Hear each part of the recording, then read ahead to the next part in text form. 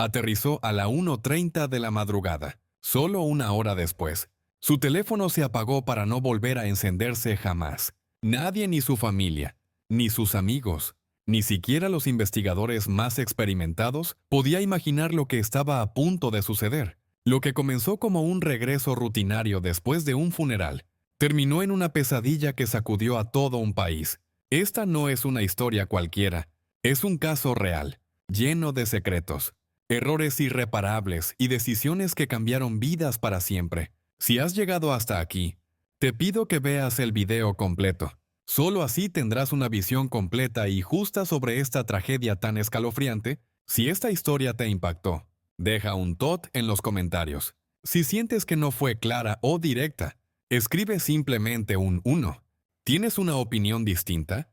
Me encantaría leerla. Y por supuesto, no olvides suscribirte. Es gratis y realmente ayuda mucho a que este canal siga creciendo.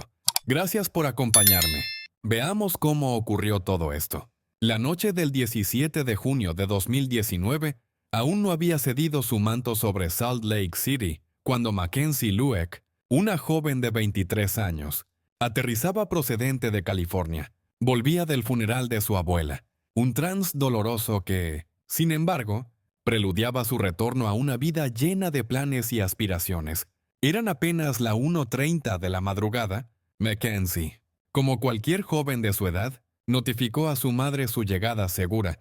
Poco después de las 2:40 am, solicitó un servicio de transporte Lyft, pero el destino que indicó al conductor no era su hogar, aquel refugio estudiantil donde la aguardaban sus quehaceres y su gato. No, su rumbo era otro, uno que marcaría el inicio del fin Hatch Park, un parque situado a unos 20 minutos de distancia. Imaginemos la escena, son cerca de las 3 de la madrugada. El parque, sumido en la penumbra, apenas iluminado por la luz residual de la ciudad. Mackenzie, según el testimonio del conductor, parecía tranquila, serena. Nada en su comportamiento delataba temor o nerviosismo. Mencionó que iba a encontrarse con un amigo. Al llegar, descendió del vehículo, arrastrando su maleta sobre la hierba húmeda por el rocío, hacia un coche que la esperaba. Fue la última vez que ojos conocidos la verían con vida. Pocos minutos después de ese encuentro clandestino, su teléfono móvil se silenció, desconectado del mundo, para no volver a emitir señal alguna. Un silencio digital que se tornaría ensordecedor. Lo más escalofriante, un detalle que solo conoceríamos después, es que el hombre que la aguardaba en la oscuridad ya había tomado una precaución siniestra. Las cámaras de seguridad de su propia casa habían sido desconectadas. Una premeditación que helaba la sangre. ¿Quién era Mackenzie Lueck? No era una sombra, ni un enigma. Era una joven vibrante, descrita por todos como cálida y cercana, especialmente unida a su familia. Estudiante de kinesiología en la prestigiosa Universidad de Utah. Su futuro parecía brillante. Planeaba graduarse al año siguiente y sus ambiciones no se detenían ahí. Había explorado con sus asesores las posibilidades de cursar enfermería o incluso la facultad de medicina. Su vida era un tapiz de actividad y compromiso. Trabajaba en un laboratorio de pruebas biológicas y era miembro activo de la hermandad Alpha Chi Omega. Una vida plena, rodeada de afecto y llena de promesas. La alarma, como suele suceder en estos casos, comenzó a sonar de forma gradual, con pequeñas ausencias que, sumadas, tejieron una red de angustia.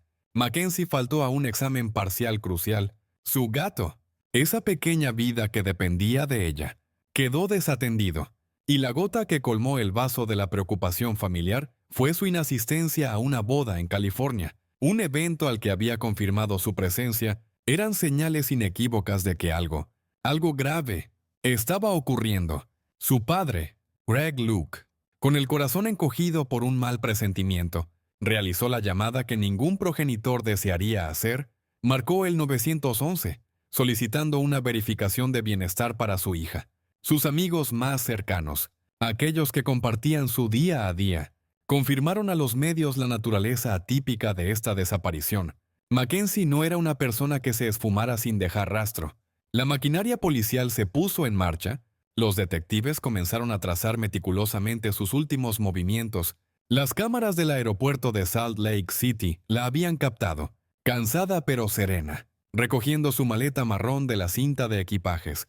El conductor del Lyft fue localizado y su testimonio resultó crucial. Confirmó haberla dejado en Hatch Park y que ella, voluntariamente, se subió a otro vehículo. No hubo forcejeo, no hubo señales de auxilio, simplemente se fue con esa persona. Y aquí es donde la investigación da un giro, donde emerge la figura de Ayola Ajayi. Mackenzie y Ajayi, según se supo, habían establecido contacto meses atrás a través de una controvertida plataforma online llamada Seeking Arrangement, un sitio que facilita encuentros entre sugar daddies y sugar babies, un mundo con sus propias reglas y estigmas, pero en el que Mackenzie, según sus amigos, se movía con una independencia y una conciencia financiera que no la hacían parecer ingenua, no la juzgaban, confiaban en su criterio, pero lo que nadie, ni siquiera sus más íntimos, podía sospechar era la verdadera y peligrosa naturaleza que se ocultaba tras la fachada de Ajayi.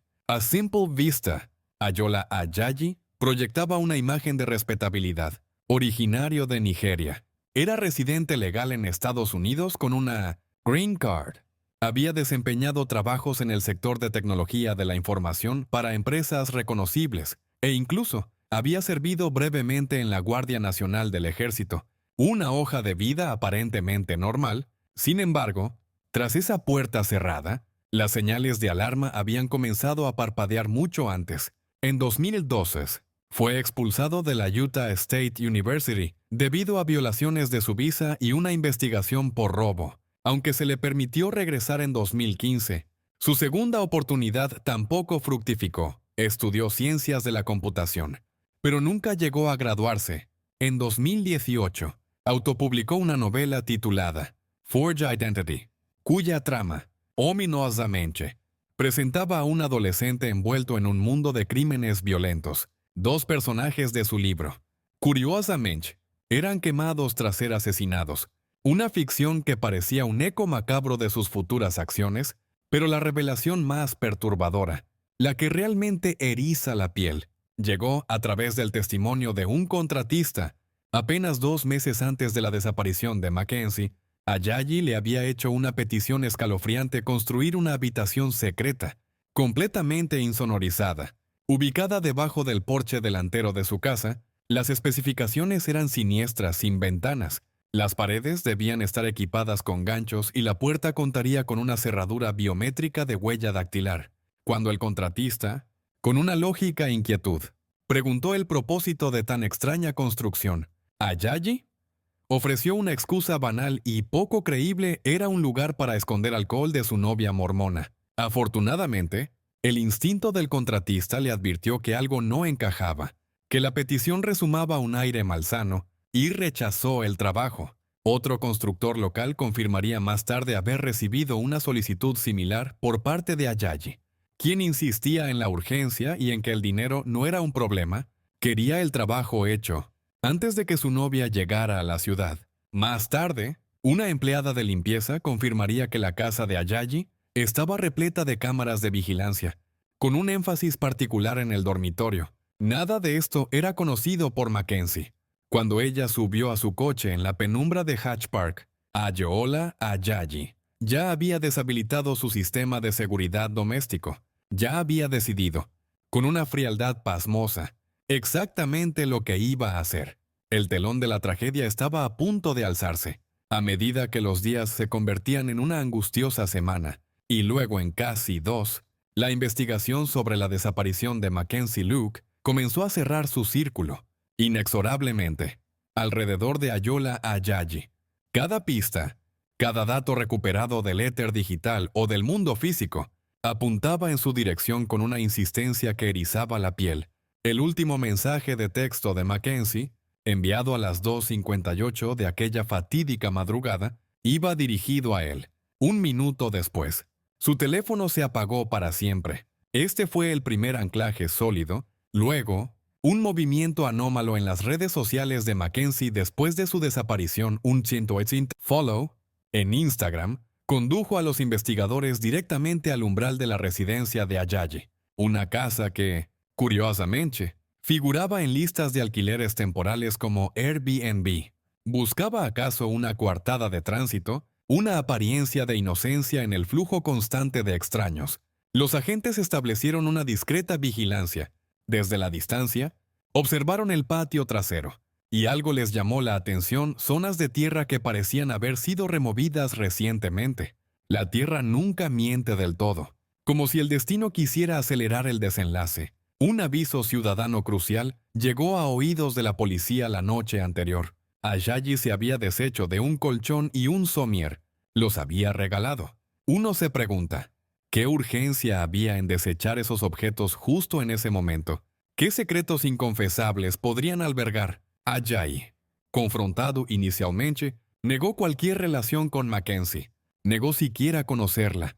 Pero los registros telefónicos, fríos e implacables, contaban una historia muy diferente. Una de comunicación y, al menos, un encuentro programado. La mentira tiene patas cortas, y las de Ajayi comenzaban a flaquear visiblemente. Con una orden judicial en mano, el 26 de junio, los equipos de investigación descendieron sobre la propiedad de Ajayi. Aquello no fue una simple inspección, fue un peinado exhaustivo, casi una disección del lugar. Perros entrenados olfateaban cada rincón. Los forenses buscaban el más mínimo indicio y la maquinaria de excavación esperaba, ominosa, su turno. Fue entonces cuando una vecina aportó otra pieza al macabro rompecabezas. Había notado la aparición de extraños objetos quemados en su propio jardín, colindante con el de Ajayi. Y entonces, el horror se materializó en el patio trasero del sospechoso, detrás del garaje, en esa área de tierra que había llamado la atención de los vigilantes. Comenzaron a cavar. No tardaron mucho en encontrar lo que nadie quería, pero todos temían. Primero, fragmentos de tejido humano, luego, astillas de hueso, tela carbonizada, adherida a la tierra húmeda, y entonces, algo que heló la sangre de los investigadores más curtidos, lo que parecía ser parte de un cuero cabelludo humano, con mechones de pelo aún prendidos. Entre los restos calcinados, emergieron objetos personales de Mackenzie y su carnet de estudiante, ahora una reliquia fantasmal. Y allí, cerca, un bidón de gasolina rojo, mudo testigo del fuego purificador que alguien había intentado invocar para borrar sus pecados. Las pruebas de ADN no dejaron lugar a dudas: los restos pertenecían a Mackenzie Luke. La tierra había hablado, y su veredicto era desgarrador. Para rematar la creciente certeza, un olor penetrante a gasolina emanaba del interior del coche de Ajayi. La detención de Ayola Ajayi fue capturada por las cámaras corporales de los agentes. Las imágenes son un estudio de la psique de un hombre acorralado. Aunque él intentara mostrar una calma glacial, su mayor preocupación, en esos primeros momentos, no era la desaparición de Mackenzie, ni la gravedad de las sospechas que pesaban sobre él, sino que su rostro no apareciera en las noticias. Una vanidad macabra, una desconexión escalofriante con la realidad de la situación. En la sala de interrogatorios, su fachada de cooperación inicial se desmoronó rápidamente. Solicitó un abogado y se atrincheró en la negación. A pesar de que los registros telefónicos lo ubicaban inequívocamente con Mackenzie en el momento y lugar de su desaparición. ¿Cómo explico algo que no sé?, llegó a decir. Una pregunta que flotaba en el aire, cargado de la sala con el peso de una mentira insostenible. Pero la ciencia forense es una amante implacable de la verdad, con la presión de las pruebas acumulándose en su contra, pruebas irrefutables que lo señalaban directamente. Ajayi, a través de su letrado, hizo una concesión. Indicó a la policía dónde podrían encontrar más restos. Era el principio del fin de su farsa. Y entonces, llegó la confesión. Los detalles que emergieron pintaron un cuadro de brutalidad inimaginable. Una vez que Mackenzie estuvo dentro de su casa, Ajayi la redujo. Atando sus muñecas con una combinación de bridas de plástico y cuerda, comenzó a estrangularla con sus propias manos. Ella, en un último y desesperado intento por aferrarse a la vida, suplicó. Luchó con la energía de la supervivencia. Pero él, impasible, la volteó y, utilizando un cinturón para incrementar la presión letal, continuó su ataque hasta que el último aliento de Mackenzie se apagó. No hubo remordimiento en su relato. No hubo pánico en sus acciones. ¿Solo una fría y metódica ejecución? Sus acciones posteriores al asesinato revelaron la misma calculada crueldad. Arrojó algunas de las pertenencias de Mackenzie al río Jordan, en un vano intento por borrar su rastro.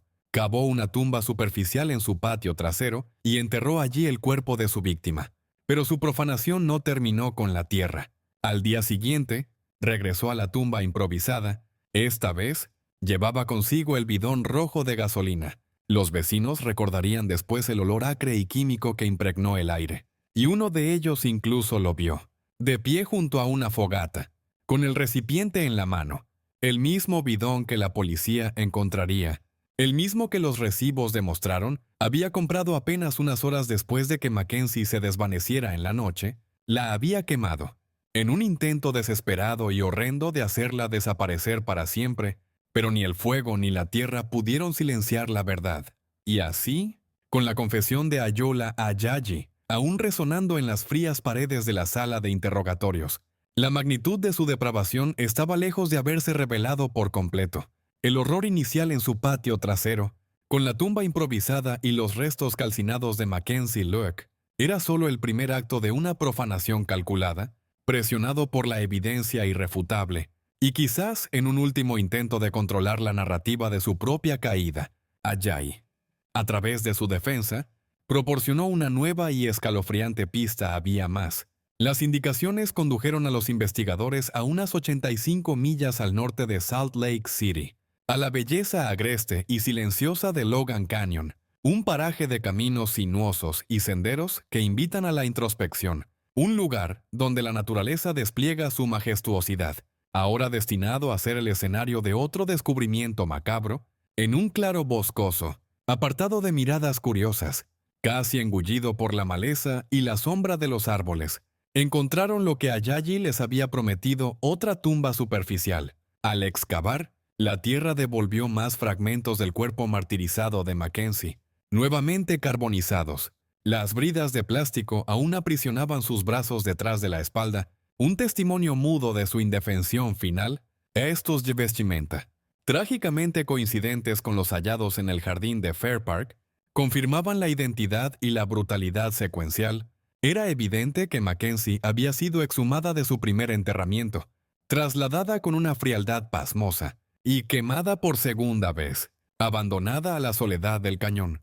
Los registros telefónicos, esos cronistas implacables de nuestros movimientos, situaron a Ayayi en esa localización exacta el 25 de junio, apenas un día antes de que la policía llamara a su puerta por primera vez. El pánico, al parecer, lo había empujado a esta segunda y desesperada tentativa de ocultación. Cada acción de Ayayi, cada kilómetro recorrido en su intento de fuga de la verdad, dejaba un rastro indeleble, su huella digital en el ciberespacio. Las imágenes captadas por cámaras de vigilancia anónimas, los recibos de gasolina que detallaban sus compras de acelerante, sus mentiras, tejidas con aparente astucia, se deshacían con una velocidad que superaba su capacidad para enterrar la evidencia. Mackenzie, finalmente, había sido encontrada en su totalidad. El caso, con todas sus piezas macabras encajando, se dirigía a los tribunales. Para el jefe de policía Brown, la tarea de comunicar los nuevos hallazgos a la familia Lueck fue, si cabe, aún más desoladora. Otra llamada telefónica cargada con el peso de una verdad insoportable. A pesar de su inmenso dolor, la familia Lueck, en una muestra de entereza admirable, emitió un comunicado a través del tío de Mackenzie, expresando su gratitud hacia las fuerzas del orden y todas las personas que habían colaborado, y solicitando, con la dignidad que solo el sufrimiento profundo puede conferir, el respeto a su privacidad en tan duros momentos. El 7 de octubre de 2020, Ayola Ayayi se presentó ante un juez. Allí, con la carga de la evidencia aplastándolo, se declaró culpable de asesinato con agravantes por la muerte de Mackenzie Luke, admitiendo cada uno de los espeluznantes detalles, culpable, también, de profanación de un cuerpo humano. Pero la lista de sus crímenes no terminó ahí. Ayayi también se declaró culpable de agredir a otra mujer, un caso que databa de 2018, cuya víctima había encontrado la fuerza para denunciar tras ver la historia de Mackenzie en las noticias. reconociendo un patrón aterrador en el modus operandi del depredador. La premeditación en el caso de Mackenzie era flagrante, un plan siniestro que se había ido gestando mucho antes de aquella fatídica noche.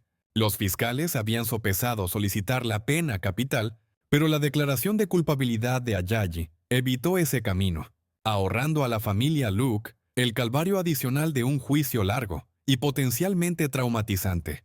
La sentencia se dictó el 23 de octubre de 2020.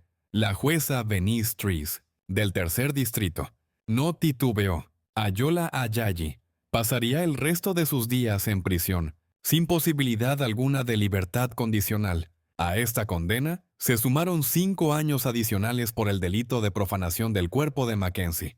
En la sala, Ajayi, enfundado en el uniforme naranja de presidiario, la cabeza gacha, musitó unas palabras: «Lamento lo que hice». Una disculpa que el fiscal del distrito no dudó en calificar de hueca, vacía de cualquier atisbo de genuino arrepentimiento. Nadie en aquella sala, ni el Ministerio Público, ni la familia de Mackenzie, ni sus amigos que habían aguardado justicia durante más de un año, le creyó. El padre de Mackenzie, con la voz quebrada por un dolor que ningún tiempo podría mitigar, expresó su desolación. «Mi hija, Mackenzie Lueck, era una joven dulce y asombrosa con el mundo por delante. Nunca tendré la oportunidad de verla florecer en la vida». Su prima añadió: «Esta es una pesadilla de la que no puedes despertar». Palabras que resonaban con la verdad de una pérdida irreparable. La pregunta fundamental, el siéndose, ¿por qué? Detrás de tanta crueldad, quedó suspendida en el aire, sin una respuesta satisfactoria por parte de Ajayi. No ofreció motivo alguno. La fiscalía sugirió una hipótesis escalofriante que lo hizo simplemente para saber qué se sentía al vivir una fantasía, oscura y depravada. No hubo una discusión previa, no hubo una pelea que desencadenara la violencia. No existía una historia de rencor entre ellos. Solo hubo planificación meticulosa y una ejecución despiadada por un breve lapso. En la soledad de su conciencia o en la arrogancia de su maldad, Ajayi quizás pensó que se había salido con la suya, que había cometido el crimen perfecto, pero se equivocó. La vida de Mackenzie, aunque truncada con brutalidad, había dejado rastros, huellas imborrables en el tejido del tiempo y del espacio. Y esos rastros, como hilos de Ariadna en el laberinto del mal, condujeron, inexorablemente, a la verdad. Una verdad terrible, sí, pero una verdad que, al menos, permitió que la balanza de la justicia, aunque tarde, se inclinara.